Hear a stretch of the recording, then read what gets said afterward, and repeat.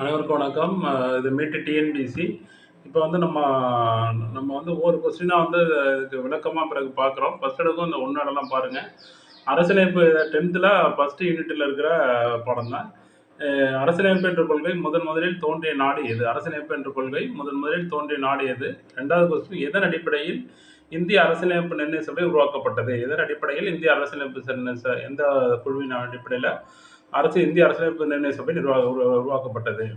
இந்திய அரசியல் நிர்ணய சபையின் உறுப்பினர்கள் எண்ணிக்கை எத்தனை பேர்? இந்திய அரசியலமைப்பு நிர்ணய சபையின் உறுப்பினர்கள் எண்ணிக்கை எத்தனை பேர்? இந்திய அரசியலமைப்பு நிர்ணய சபையின் முதல் கூட்டம் எப்பொழுது நடைபெற்றது? இந்திய அரசியலமைப்பு நிர்ணய சபையின் முதல் கூட்டம் எப்பொழுது நடைபெற்றது? எந்த தேதியில் நடைபெற்றது? அரசியலமைப்பு நிர்ணய சபையின் தற்காலிக தலைவராக இருந்தவர் யார்? அரசியலமைப்பு நிர்ணய சபையின் தற்காலிக தலைவர் யார்?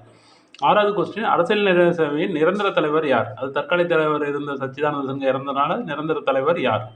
டாக்டர் ராஜேந்திர பிரசாத். அதனால் அரசியலமைப்பு நிர்ணய சபையின் துணைத் தலைவர்களாக நியமிக்கப்பட்டவர்கள் யாவர்? அரசியலமைப்பு நிர்ணய சபையின் துணைத் தலைவராக நியமிக்கப்பட்டவர்கள் யாவர்? அரசியலமைப்பு நிர்ணய சபையின் சட்ட வரைவுக்குழு தலைவர் யார்? அரசியலமைப்பு நிர்ணய சபையின் சட்ட வரைவுக்குழு தலைவர் யார்? அரசியலமைப்பு நிர்ணய சபையில் எத்தனை அமர்வுகள் திருத்தங்கள் மேற்கொள்ளப்பட்டன? அரசியலமைப்பு நிர்ணய சபையில் எத்தனை அமர்வுகள் திருத்தங்கள் மேற்கொள்ளப்பட்டன? இந்திய அரசியலமைப்பின் தந்தை எனப்படுபவர் யார்? இந்திய அரசியலமைப்பின் தந்தை எனப்படுபவர் யார்? இந்திய அரசியலமைப்பு தொடங்கிய போது இருந்த பாகங்கள், அட்டவணைகள், சட்டப்பிரிவுகள் எத்தனை? இந்திய அரசியலமைப்பு தொடங்கிய பொழுது இருந்த பாகங்கள், அட்டவணைகள் எத்தனை? ஃபர்ஸ்ட்லேருந்து பார்ப்போம் ஒரு வாட்டி. அரசியலமைப்பு என்ற கொள்கை முதலில் தோன்றிய நாடு எது? எதன் அடிப்படையில் இந்திய அரசியலமைப்பு நிர்ணய சபை உருவாக்கப்பட்டது? இந்திய அரசியலமைப்பு நிர்ணய சபையின் உறுப்பினர்கள் எண்ணிக்கை எத்தனை பேர்? இந்திய அரசியலமைப்பு நிர்ணய சபையின் முதல் கூட்டம் எப்பொழுது நடைபெற்றது? அரசியலமைப்பு நிர்ணய சபையின் தற்காலிக தலைவர் யார்? அரசியலமைப்பு நிர்ணய சபையின் நிரந்தர தலைவர் யார்? அரசியலமைப்பு நிர்ணய சபை துணைத் தலைவராக நியமிக்கப்பட்டவர் யார்? அரசியலமைப்பு நிர்ணய சபையின் சட்ட வரைவுக்குழு தலைவர் யார்? அரசியலமைப்பு நிர்ணய சபையின் எத்தனை அமர்வுகள் திருத்தங்கள் மேற்கொள்ளப்பட்டன? இந்திய அரசியலமைப்பின் தந்தை எனப்படுபவர் யார்? இந்திய அரசியலமைப்பு தொடங்கிய போது இருந்த பாகங்கள், அட்டவணைகள், சட்டப்பிரிவுகள் எத்தனை? இந்திய அரசியலமைப்பு சட்டம் ஏற்றுக்கொள்ளப்பட்ட நாள், நடைமுறைக்கு வந்த நாள் எப்பொழுது? இந்திய அரசியலமைப்பு சட்டம் யாருடைய கைப்பட எழுதப்பட்டது? இந்திய அரசியலமைப்பு சட்டத்தின் சிறப்பு கூறுகள் யாவை? இந்திய அரசியலமைப்பின் திறவுகோல் எனப்படுவது எது? முகவுரை ஏற்றுக்கொள்ளப்பட்ட நாள் எது? முகவுரை ஏற்றுக்கொள்ளப்பட்ட நாள் எது? முகவுரை எப்பொழுது திருத்தப்பட்டது? முகவுரை எத்தனை முறை திருத்தப்பட்டுள்ளது? இதுவரை முகவுரை எத்தனை முறை திருத்தப்பட்டுள்ளது? 42வது சட்ட திருத்தத்தின்படி முகவுரையில் சேர்க்கப்பட்டவை எவை? 8வது அட்டவணையில் உள்ள மொழிகளின் எண்ணிக்கை எத்தனை? இப்போ எத்தனை, அப்போ எத்தனை இருந்துச்சுன்னு பாருங்க. 8வது அட்டவணையில் உள்ள மொழிகளின் எண்ணிக்கை. பிரெஞ்சு புரட்சி எந்த ஆண்டு நடைபெற்றது? பிரெஞ்சு புரட்சி எந்த ஆண்டு நடைபெற்றது? சிட்டிசன் சொல் எம்மொழி சொல். சிட்டிசன்கிற சொல் எம்மொழி சொல். குடியுரிமை அரசியலமைப்பின் எந்த பகுதியில் உள்ளது? குடியுரிமை அரசியலமைப்பின் எந்த பகுதியில் உள்ளது? குடியுரிமை எந்த சட்டப்பிரிவில் உள்ளன? குடியுரிமை எந்த சட்டப்பிரிவில் உள்ளன? 24 குடியுரிமை எந்த சட்டப்பிரிவில் உள்ளன? குடியுரிமை எந்த சட்டப்பிரிவில் உள்ளன? குடியுரிமை அரசியலமைப்பு எந்த பகுதியில் உள்ளது? பகுதி என்ன? சட்டப்பிரிவு என்ன? முகவுரையில் இடம்பெற்றுள்ள தொடர்கள் யாவை? முகவுரையில் இடம்பெற்றுள்ள தொடர்கள் என்னது? இந்திய மக்களாகிய நாம் அப்படின்னு சொல்ல முகவுரையில் இடம்பெற்றுள்ள தொடர்கள் யாவை? இறையாண்மை, ஒருமைப்பாடு, இதுமாரி அந்த வாக்கியங்கள். குடியுரிமை சட்டம் இயற்றப்பட்ட ஆண்டு எது? பி.ஆர். அம்பேத்கர் எதனை அரசியலமைப்பின் இதயம் மற்றும் ஆன்மா என்று கூறுகிறார்? எத்தனை வகையான நீதி போராணைகளை வெளியிட உயர்நீதிமன்றம், உச்சநீதிமன்றம் அதிகாரத்தை பெற்றுள்ளன? எத்தனை வகையான நீதி போராணைகளை வெளியிட உயர்நீதிமன்றம் மற்றும் உச்சநீதிமன்றம் அதிகாரத்தை பெற்றுள்ளன? தற்போது உள்ள அடிப்படை உரிமைகளின் எண்ணிக்கை எத்தனை? தற்போது உள்ள அடிப்படை உரிமைகளின் எண்ணிக்கை எத்தனை? இந்திய அரசியலமைப்பு பகுதி எந்த பகுதி அடிப்படை உரிமைகளை பற்றி கூறுகிறது? எந்த அரசியலமைப்பு பகுதி அடிப்படை உரிமைகளை பற்றி கூறுகிறது? இந்திய அரசியலமைப்பு எந்த பகுதி இந்தியாவின் மகா சாசனம் என அழைக்கப்படுகிறது? இந்திய அரசியலமைப்பு எந்த பகுதி இந்தியாவின் மகா சாசனம் என அழைக்கப்படுகிறது? 14வது அரசியலமைப்பு சட்டப்பிரிவு குறிப்பிடுவது எதனை? 14வது அரசியலமைப்பு சட்டப்பிரிவு குறிப்பிடுவது எதனை? அரசியலமைப்பு சட்டப்பிரிவு 15 எதனை குறிப்பிடுகிறது? 34வது பொது வேலைவாய்ப்புகளில் சம வாய்ப்பு அளித்தல் என்று பற்றி குறிப்பிடும் சட்டப்பிரிவு எது? பொது வேலைவாய்ப்புகளில் சம வாய்ப்பளித்தல் என்று குறிப்பிடும் சட்டப்பிரிவு எது? தீண்டாமையை ஒழிக்கும் சட்டப்பிரிவு எது? தீண்டாமையை ஒழிக்கும் சட்டப்பிரிவு எது? இராணுவ கல்விசார் பட்டங்களை தவிர பிற பட்டங்களை ஒழிக்கும் சட்டப்பிரிவு எது? சுரண்டலுக்கு எதிரான உரிமைகள் யாவை? அதன் பிரிவுகள் யாவை? அரசியலமைப்பு சட்டப்பிரிவு 30 குறிப்பிடுவது எதனை? அரசியலமைப்பு சட்டப்பிரிவு 25 குறிப்பிடுவது எதனை? 40வது கொஸ்டின், அரசியலமைப்பு சட்டப்பிரிவு 19வது குறிப்பிடுவது எதனை? அரசியலமைப்பு சட்டப்பிரிவு 20, 21, 21A, 22 குறிப்பிடும் பொருட்கள் யாவை? அரசியலமைப்பு சட்டப்பிரிவு 26, 27 குறிப்பிடுவது எதனை? சட்டப்பிரிவு 32 குறிப்பிடுவது எதனை? அரசியலமைப்பு சட்டப்பிரிவு 32 குறிப்பிடுவது எதனை? 44வது சட்ட திருத்தம் எந்த ஆண்டு கொண்டு வரப்பட்டது? 44வது சட்ட திருத்தம் எந்த ஆண்டு கொண்டு வரப்பட்டது? சொத்துரிமை எந்த சட்டப்பிரிவு நீக்கி தற்போது எந்த பகுதியில் உள்ளது? அடிப்படை உரிமைகளை எப்பொழுது நிறுத்தம் செய்யலாம்? சொத்துரிமை எந்த சட்டத்திட்டத்தின்படி அடிப்படை உரிமையிலிருந்து எடுக்கப்பட்டது?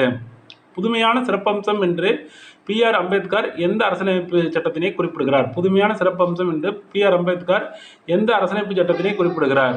அரசியலமைப்பு நெறிமுறை கோட்பாடுகள் எந்த சட்டப்பிரிவு பகுதியில் உள்ளன? அரசியலமைப்பு நெறிமுறை கோட்பாடுகள் எந்த சட்டப்பிரிவு பகுதியில் உள்ளன? அடிப்படை உரிமைகள் அரசு நெறிமுறை கோட்பாடுகள் அல்லது நெறியுறுத்தும் கோட்பாடுகளுக்கு இடையிலான வேறுபடுத்துக.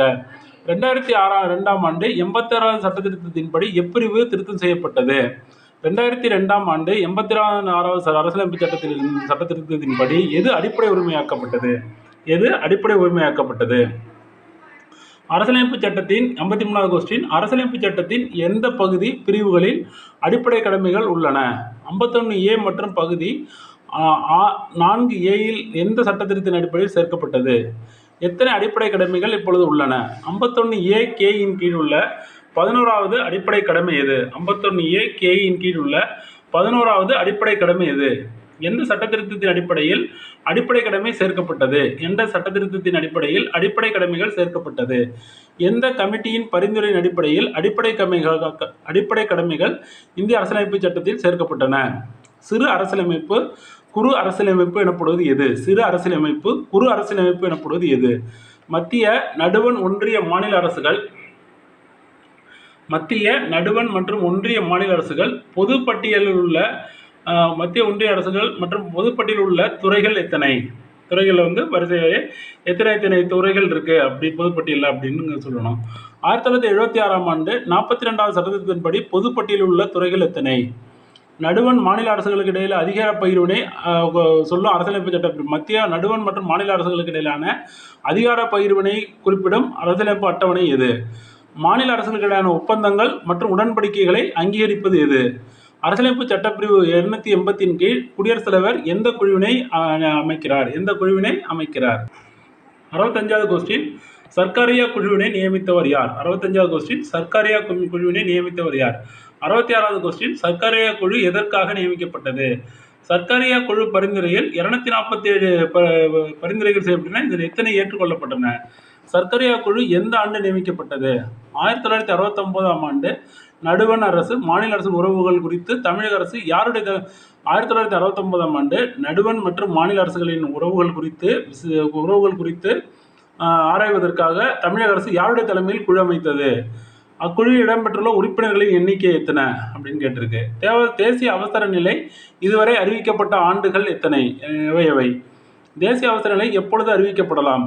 குடியரசுத் தலைவர் ஆட்சி மாநிலங்களில் எந்த ஆண்டு முதலில் இம்ப்ளிமெண்ட் பண்ணப்பட்டது? குடியரசுத் தலைவர் ஆட்சி மாநிலம் முதல் எப்போ அமல்படுத்தப்பட்டது? மாநில அவசர நிலை சட்டப்பிரிவு எது? தேசிய அவசர நிலை சட்டப்பிரிவு எது? நிதி சார்ந்த அவசர நிலை சட்டப்பிரிவு எது?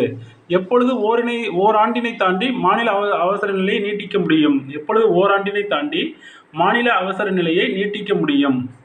மாநில அவசர நிலை பற்றி குறிப்புரைக. 78 மாநில அவசர நிலை பற்றி குறிப்பு தருக.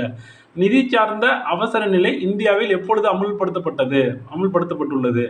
நிதி சார்ந்த அவசர நிலையில் மேற்கொள்ளப்படும் நடவடிக்கை என்ன? அடிப்படை உரிமை எப்பொழுது நிறுத்தி வைக்கப்படும்? அலுவலக மொழிகள் எந்த சட்டப்பிரிவில் உள்ளன? அலுவலக மொழிகள் எந்த பகுதியில் உள்ளன? அங்கீகரிக்கப்பட்ட மொழிகளின் எண்ணிக்கை எத்தனை?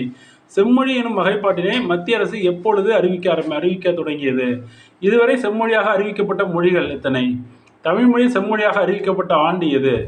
சட்டத்திருத்தம் தொடர்பான சட்டப்பிரிவு எப்பகுதியில் உள்ளது? சட்டத்தில் எப்பகுதியில் உள்ளது?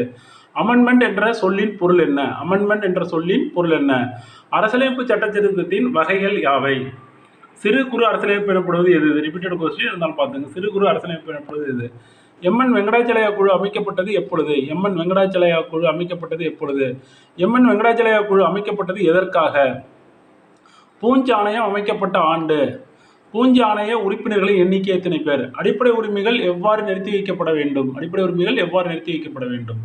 பொருள். பிரியாம்பிள் அப்படின்னா இதோட கலைச்சொற்கள்ல என்ன பொருள்? செக்குலர் ஸ்டேட் அப்படின்னா என்ன தமிழ் பொருள்? டிஸ்கிரிமினேஷன்னா என்ன தமிழ் பொருள்?